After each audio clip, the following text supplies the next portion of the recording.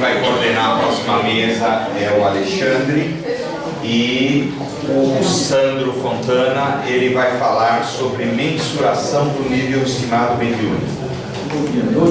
A participação recebeu o nosso amigo, a primeira participação dele na Bíblia.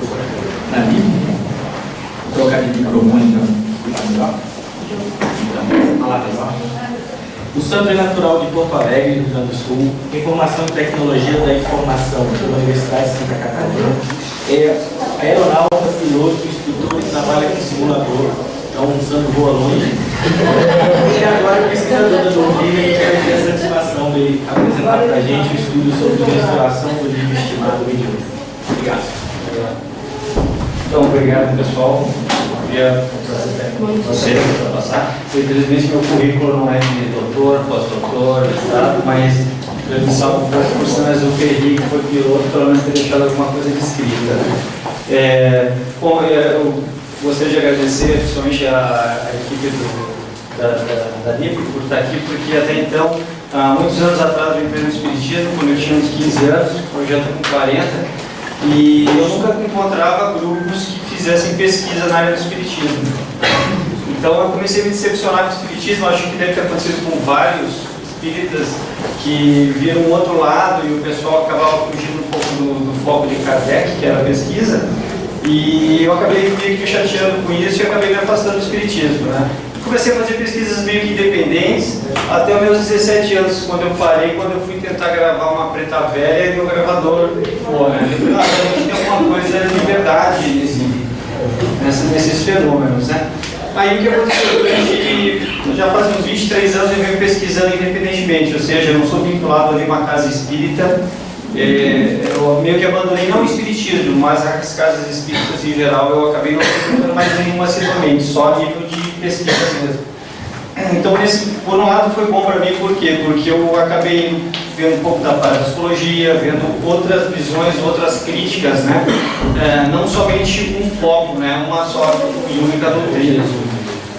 Então, com o longo do tempo, para poder explicar esse caso de tentar medir um nível de mediunidade, né? Que foi uma coisa assim que até achei que assim, isso aqui meio estranho, mas eu precisava disso para a minha pesquisa principal. Então, o que aconteceu? Há 2 anos atrás eu comecei a fazer uma pesquisa que era a ideia de ser a continuidade da pesquisa do Carlos Augusto Perandrea.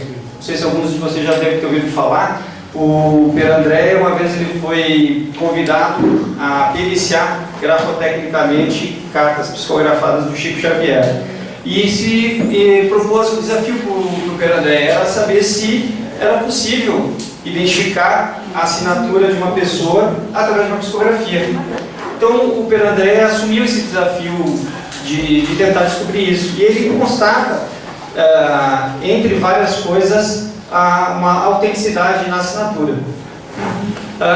O Perandrea acabou sofrendo várias críticas, não de peritos, né, de grafoscopia, não existe nenhuma perícia contrária ali que conteste a perícia dele, porém várias falhas na metodologia dele. Então, por quê? Porque foi o único perito para autenticar uma assinatura. Então, o que eu fiz? Eu comecei a fazer uma nova formulação, uma nova metodologia. Hoje, o que a gente faz? Em vez de usar uma única carta psicografada, a gente pega várias cartas psicografadas e passa por 4 peritos em grafoscopia. E como a gente está fazendo isso? Eu estou pegando 2 peritos em grafoscopia que sabem que se trata de cartas psicografadas. E, cientificamente, o duplo cego, que a gente chama, né, ele é muito importante. Então, o que eu faço? Outros 2 peritos vão receber assinaturas e vão receber os originais, né, as assinaturas psicografadas e os originais, e vão comparar e vão tentar dar um parecer. Para quê? Para que eles não sejam influenciados, porque aquela história, se eu pego todo mundo que acredita, a tendência é depois não ter valor científico. Como eu estou cegando 2 peritos, ou seja, eles estão simplesmente atestando assinaturas, que eles não sabem se é da pessoa ou não, né? E aí, então esse é o princípio. Só que aí, para eu fazer esse tipo de pesquisa, eu precisava de médiums, né? E para fazer, no caso do Pedro André, foi mais fácil. Ele tinha o Chico Xavier, que era uma grande referência ali para o Brasil, mundo, né? Como psicografia ostensiva, muito forte.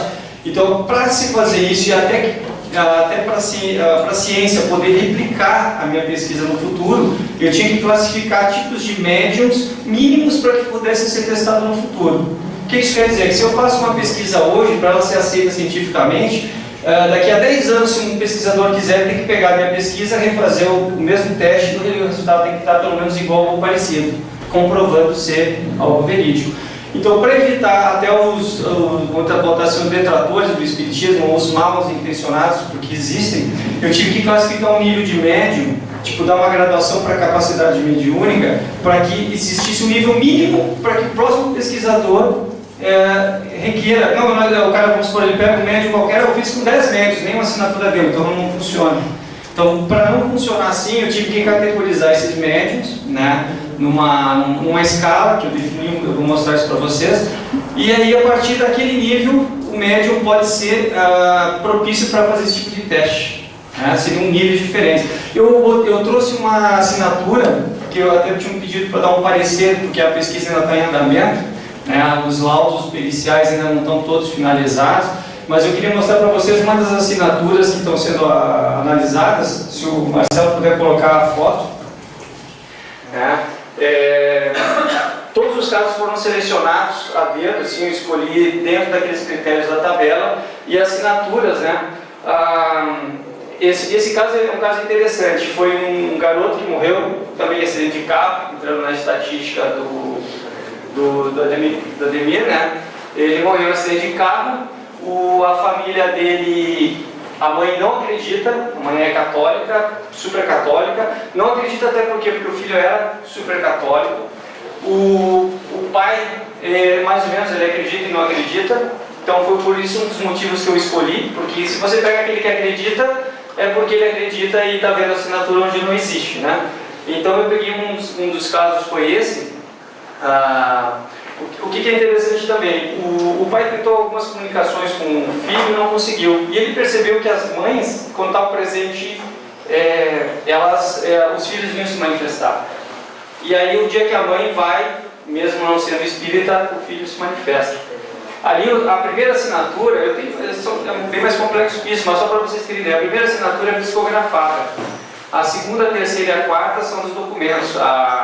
A primeira é da carteira de motorista, a segunda é da carteira de identidade e a terceira é da carteira de trabalho dele. A mais recente seria a de carteira de motorista.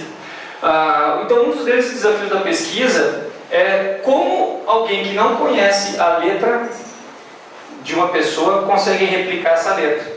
Independente do espiritismo, agora falando em ciência em geral, como alguém, eu não conheço a sua letra, que eu vou e consigo fazer. E o Vitor tinha uma característica interessante, porque ele tem, normalmente a gente assina um maiúsculo e as demais letras são emendadas. É uma característica geral. O Vitor ele tinha uma característica interessante, o I dele era isolado. Ó. Né? O C e o T é junto e separa do O. Né? Então ele tinha algumas características, algumas, eu já vou também rapidamente dizer por que não, controlando esse tempo aqui, porque o tempo é meio curto. Aí vamos a um ponto interessante. A parapsicologia, ela considera o efeito psi. O que é o efeito psi para quem não conhece? O efeito psi, por exemplo, se eu faço uma psicografia intuitiva, tipo o Edson de Almeida, né? Eu posso escrever um monte de coisa aqui, falo da sua vida, falo do seu filho, falo num momento especificamente que você teve com o seu filho, a gente estava junto, mãe brincando aquele dia, estava com aquela bola azul. A parapsicologia tem uma hipótese psíquica, o que é? É que como se o médium, inconscientemente, ele capta aquilo da tua memória e joga essa memória no papel dentro do teu contexto de crença, ou seja, porque o médium acredita. Essa pesquisa ela passa a ser importante por quê? Porque os grafoscopistas, que são especialistas hoje, até em termos legais, judiciais, são todos amplamente aceitos, a ciência da grafoscopia, para eles uma assinatura é como uma impressão digital. Ela é única e exclusiva. Então, se ela é única e exclusiva de uma pessoa, não existe como você conseguir fazer a assinatura do seu filho, por exemplo. Então ela passa a ter um papel importante na comprovação da possibilidade da sobrevida além da morte do corpo, exatamente por esse detalhe, porque se ela é algo muito pessoal de alguém, e isso não pode ser reproduzido, e a própria parapsicologia não aceita, como eles falam, telepatia por procuração, alguma coisa assim, do tipo, eu não tenho como te dar uma procuração de você ter aquela memória e fazer aquela assinatura. Né? Bom, aí isso era mais para ilustrar, para vocês entenderem como eu fiz o cálculo, né? Aí pode passar, Marcelo, então, a parte de projeção, né? Que é ainda a parte da pesquisa mesmo agora desse artigo. Eu deixei um link para quem quiser baixar, mas o Marcelo vai botar, acho que se não está no CD de ontem, vai estar, acho que no site da LIP. Tá, já está. Pode passar então, Marcelo. Próximo. Pode passar. Pode. Aí. Então eu botei aqui o objetivo, né, do presente trabalho. Surgiu com a necessidade dessa minha pesquisa, porque eu precisava quantificar um médico. Eu sei que é uma coisa assim, uma proposta até meio desafiadora, porque Kardec acho que nunca cogitou essa hipótese de se mensurar alguma coisa nesse sentido, ou até de detectar. Mas eu acabava precisando para fazer a sequência da pesquisa, né? Então, em resumo, ela surgiu com esse princípio. Pode passar o próximo? Aí o objetivo é exatamente isso aí, medir o nível de mediunidade estimada. O que é estimada? Porque não é uma coisa precisa, a gente não tem como medir exatamente algo, né? E tentar classificar em subclasses. Eu tive que classificar isso por quê? Porque até um certo nível ele não poderia ser aceito com um tipo de pesquisa desse tipo, né? Ou seja, quando se for replicar a pesquisa, tem que ser no mínimo com classe 1, que eu classifiquei ali. Pode passar. Aqui eu fiz um resumo em geral sobre a mediunidade, né? Essa parte todo mundo já conhece sobre o médium, etc. Mas aí entra umas coisas interessantes que a gente começou a descobrir na pesquisa, e aí eu vou mostrar para vocês por isso que deu para poder quantificar. A pesquisa gerou esse relatório, porque esse relatório precisava da pesquisa, uma coisa do outro. O Pedro Andréa já tinha percebido que a assinatura e o grafismo do espírito ele se mesclava com o do médium. Ou seja, mesmo o Chico Xavier na psicografia, ele não conseguia manter 100% a letra do espírito. O tempo inteiro oscilava entre a letra do Chico e a letra do espírito, né? Isso em maiores ou menores proporções. Então, não deixa de ser uma referência para a gente conseguir medir o quanto de interferência que existe em uma comunicação. Então, para vocês terem ideia, vamos botar assim, eu considerei aqui na minha pesquisa que para você traçar um limite, tentar quantificar algo, por exemplo, a água, né? A água, como é que a gente vai definir o 0 grau? Então é quando a água congela. Congelou a água, 0 graus Celsius, né? Na escala de Celsius. E o que vai ser o ponto lá que ele vai considerar 100 graus? Para fazer em centígrados também. Quando entrou em ponto de ebulição. Então eu usei Chico e entre outros médiums, top, né? Que tiveram um maior nível de precisão de mediunidade psicográfica, e nenhum deles conseguiu atingir 50%. Assim, eu considerei como uns 50% de top assim, no nível, né? Aí, é só para vocês lembrarem que o Kardec classificou basicamente as psicografias em mecânica, né, semimecânica e intuitiva, né? A mecânica é aquela que ele não sabe o que está escrevendo, a semimecânica é que ele tem alguma consciência no decorrer da escrita, e a intuitiva é que ele sabe, a informação vem totalmente intuída, né? Pode passar o próximo? Eu botei aqui Kardec na sua extensa obra, né, pesquisa, classifica, interroga, isso todo mundo também já sabe, né?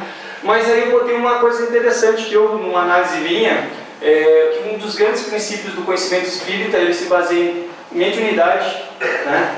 A mensagem que ela transmite e a aplicação. Ou seja, geralmente, algumas ciências elas fazem por vários experimentos, mas o conhecimento espírita, em essência, ele basicamente, ele vem do médium, né? O médium é o que intermedia a informação, depois a gente processa, analisa, vê o que é possível ou não, mas a fonte de informação é o médium. Logo, se aquela nossa fonte de informação é o médium, se ele tiver problemas de interferência nessa comunicação, que hoje eu posso dizer, sem sombra de dúvidas, que existe muita interferência, né?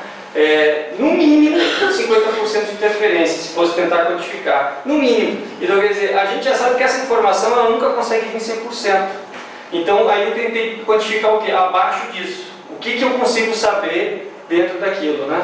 A mensagem de aplicação também, como eu falei, pode passar o próximo.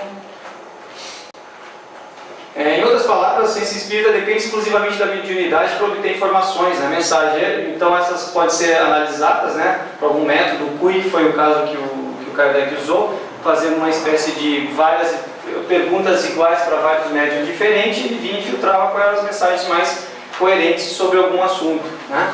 E aplicar o seu conteúdo de forma apropriada, podendo ser algo revelador, simplesmente consolador, normalmente são as cartas que o Chico escrevia e vários médiuns hoje escrevem também, né? Ou até mesmo confirmando alguns conhecimentos, né? Ou até qualquer coisa relacionada a isso, né?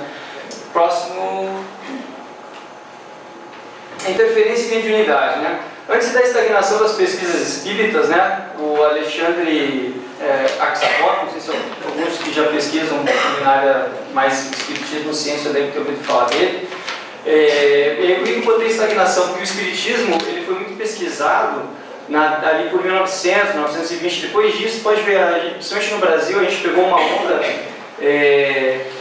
de estagnação total. Ou seja, até ao contrário, começou meio que, talvez porque muita gente oriunda do catolicismo ou de outras religiões, acostumados aos dogmas, quando você fala algo assim, não, mas eu acho que eu tinha que escrever, eu me lembro, quando eu entrei para o centro espírita, uma das primeiras coisas que eu me senti mal foi quando eu falei assim, pô, por que a gente não escreve um livro dos espíritos novos, né, já que tem vários médiuns aqui, eu tinha 15 anos dela, tem vários médiuns aqui, e aquilo que ele escreveu foi em 1800, né, os caras estavam descobrindo a lâmpada, um espírito superior não podia vir e dar uma informação a nível quântico, por exemplo, que é o que a ciência espera hoje, é que venha algum espírito de tal nível que consiga dar uma informação quântica.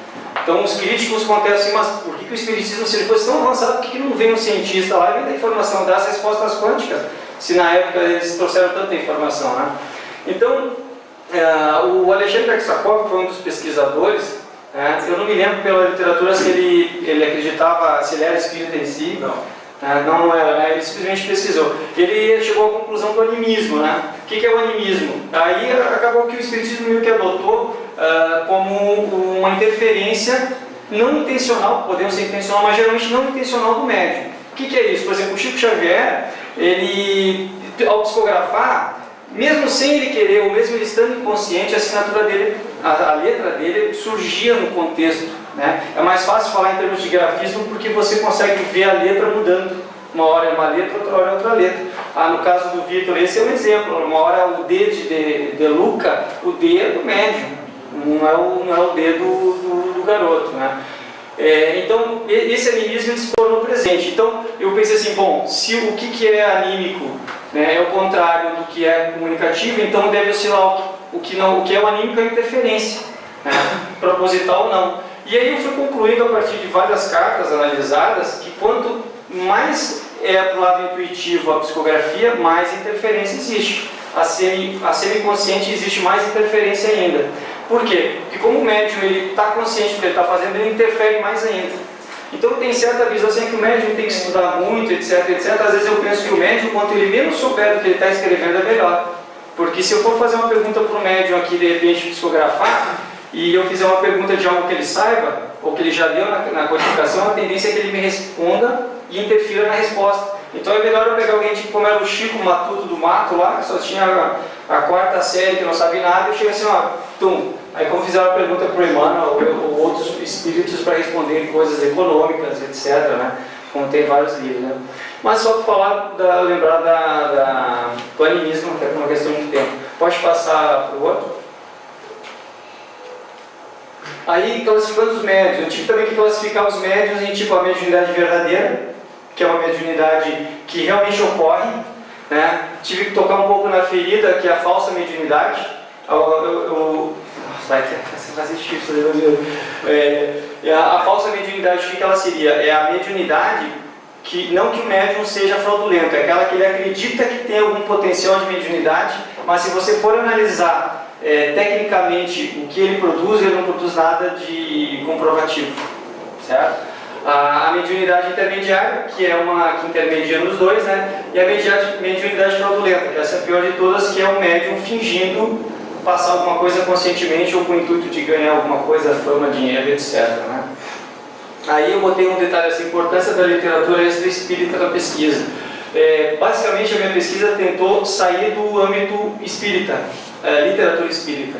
Então eu fui procurar, por exemplo, um dos livros que me baseou para fazer esse artigo foi um livro em italiano, que foi psicografado por uma italiana, ela só simplesmente segurava com o lápis e o lápis escrevia sozinho, e era um pai católico que tentou achar o filho e não conseguiu. O filho foi assassinado, jogado no rio, e a família usa essa média para tentar localizar ele.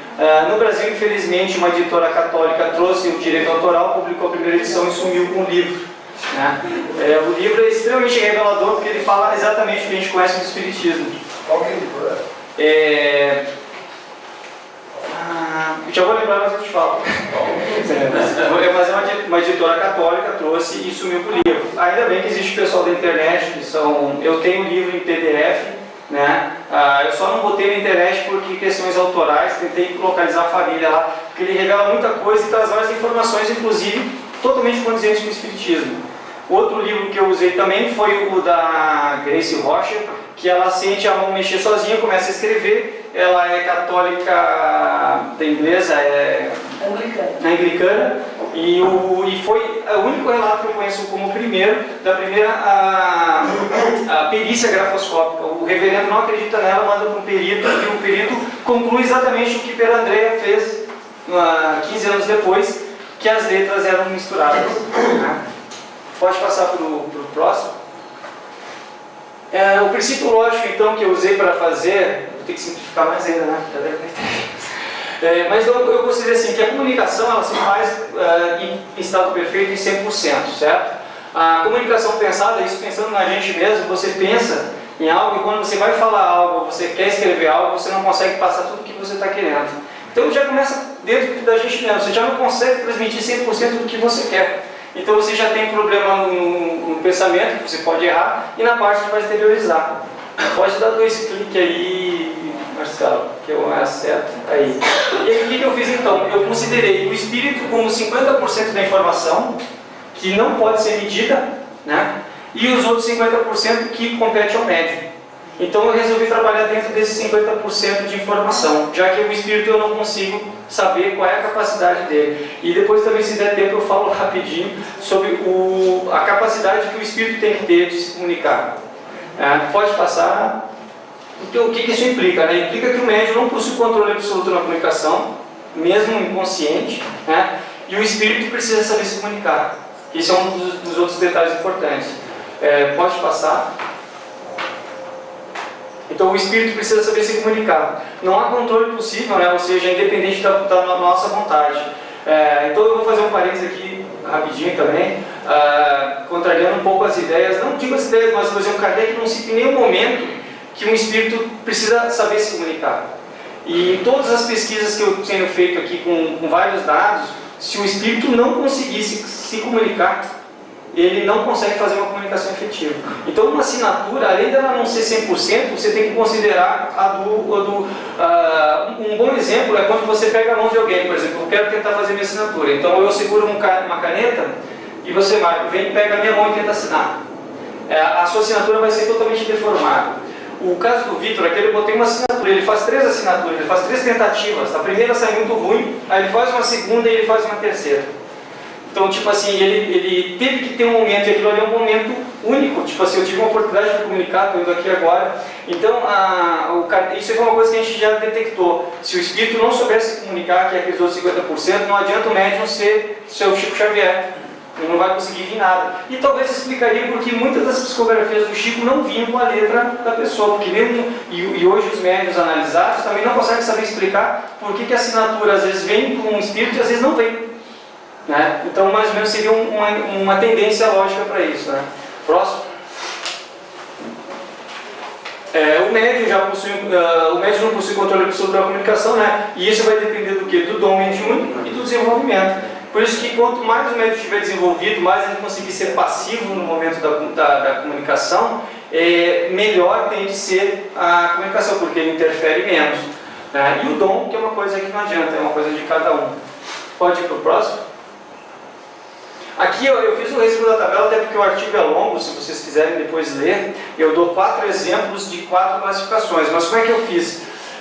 Primeiro eu separei em tipos do médium, né? No momento que ele fez a psicografia, se ela foi mecânica, semi-mecânica ou intuitiva.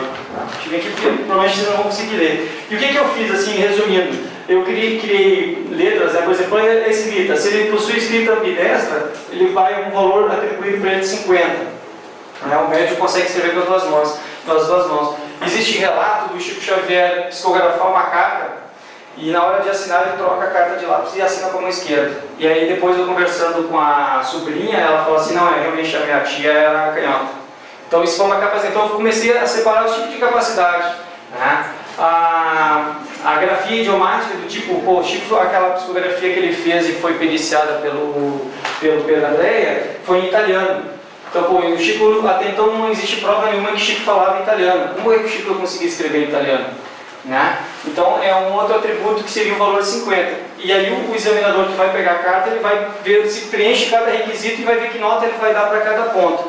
Depois começa a complicar. Nomes condizentes, né? Nomes, apelidos, incluindo sobrenomes ou não, vai o valor de 50. E aí eu fiz assim para valores que vão diminuindo. Por exemplo, nome e apelido, incluindo tal, nomes ou apelidos escritos de forma errônea na grafia, vai o valor, por exemplo, de 30. Né? E aí, por exemplo, se não ocorrer nome, é 0. Cada um desses itens que não estiver presente numa carta é 0. Está tudo explicado no artigo. Agora, se ocorrer, por exemplo, o nome errado, eu vou atribuir menos 20 para começar a detectar a fraude. Então isso foi uma coisa que eu dei uma aprimorada depois na fórmula. Por quê? Porque tipo assim, o teu filho Joãozinho, não, mas eu não tenho filho João, quer dizer, pode ser que o cara chutou. Porque a gente, analisando só o lado positivo, se a gente pensar assim, um médico que vai lá e faz 20 psicografia e põe para todo mundo João, de repente, o João te mandou um beijo. Quantos tem João na família, né? Então, eu fui pensando nesse lado. Informações condizentes, né? Exatos, vagos, muito vagos e incoerentes. Se não teve informação, 0. Né? Análise pericial, aí teria que ser passar por uma análise pericial, mas aí tem autoria, autenticidade, né? Aí tem até a parte de semelhança, reconhecimento por parte da família. Só para entender, a autoria é o nível máximo. Por exemplo, uma assinatura pode ser autêntica. Para ser algo de autoria tem que ser um texto, pelo menos. Uma carta inteira na mesma letra, ou que algum perito diga assim, foi a própria pessoa que foi o autor da carta. Né? E as expressões e termos. Né?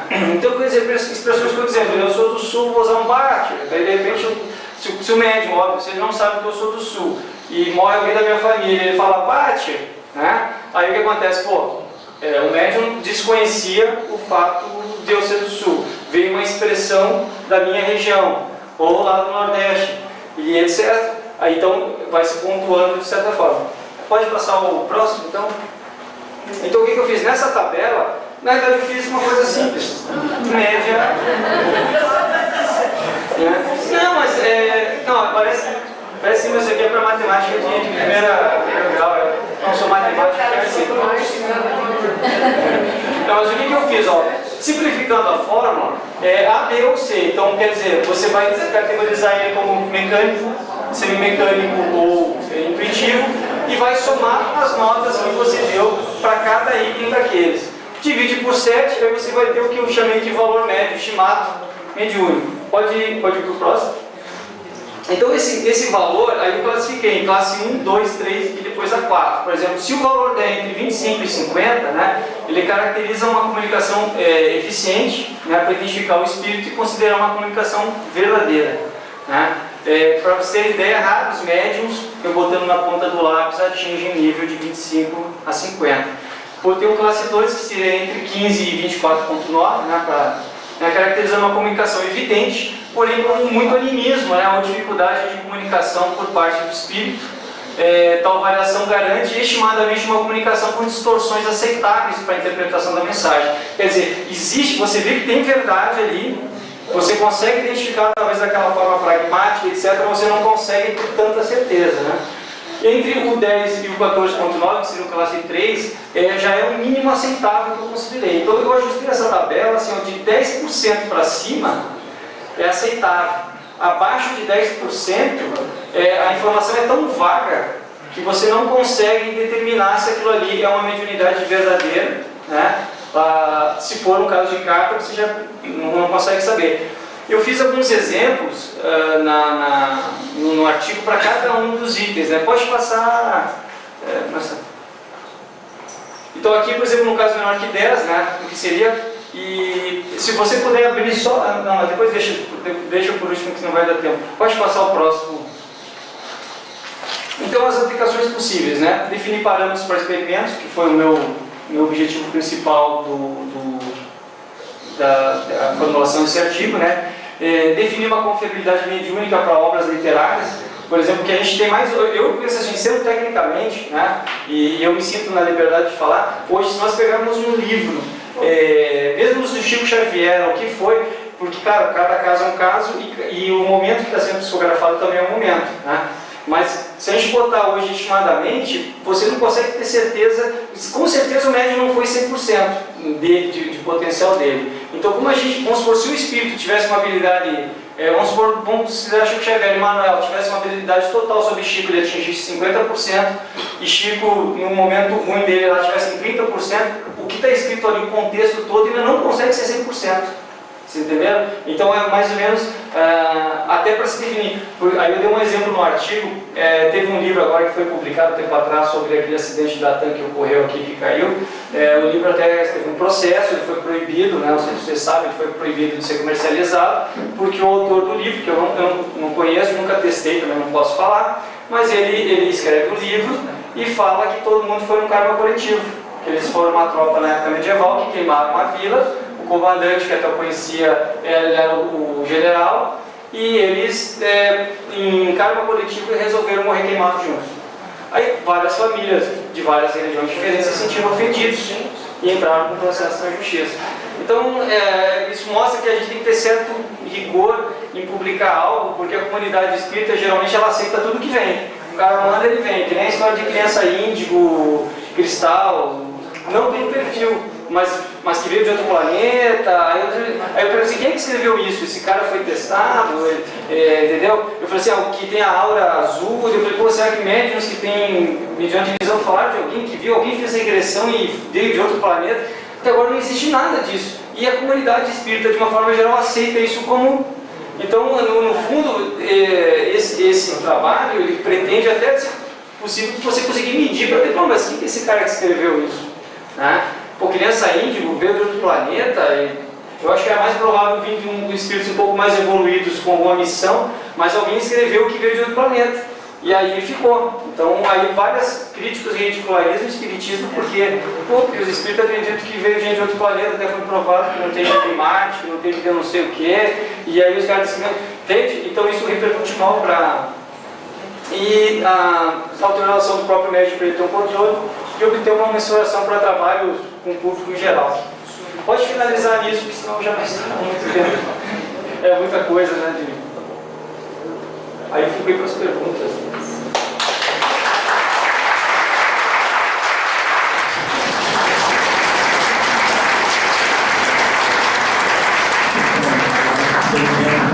Pergunta e meio, já tem ali 3 minutinhos de tempo total. Quando você vai no cartório atualmente, você já digitaliza a assinatura. Eu queria saber o seguinte, ele consegue identificar também algum programa no computador?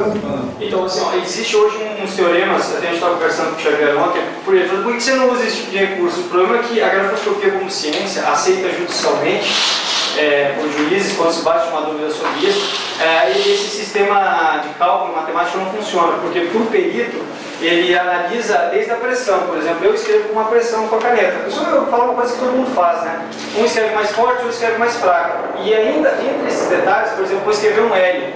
Eu escrevo um L forte no início, fica leve e forte no final. Tem gente que escreve forte.